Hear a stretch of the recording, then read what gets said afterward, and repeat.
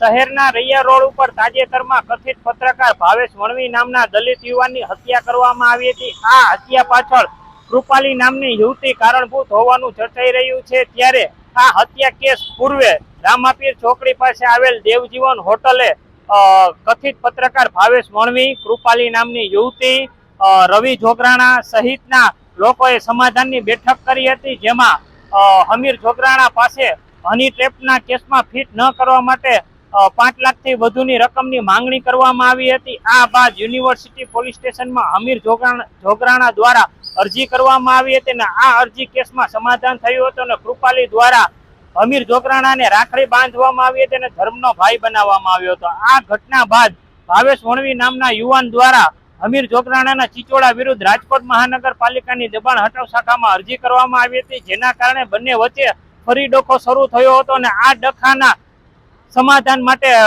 બધા લોકો ભેગા થયા હતા અને જેમાં કથિત પત્રકાર ભાવેશ વણવીનું અપહરણ કરીને તેની ક્રૂરતાથી હત્યા નિપજાવવામાં આવી હતી। આ અંગેના એક સીસીટીવી પણ વાયરલ થયા છે, તેમાં પણ જોઈ શકાય છે કે સીસીટીવીની અંદર ભાવેશ વણવી, રવિ જોગરાણા અને કૃપાલી સહિત 3 યુવતીઓ નજરે મળે છે। કેમેરામેન મેહુલ ચૌહાણ સાથે પત્રકાર જરિયા આશીષ, રાજકોટ।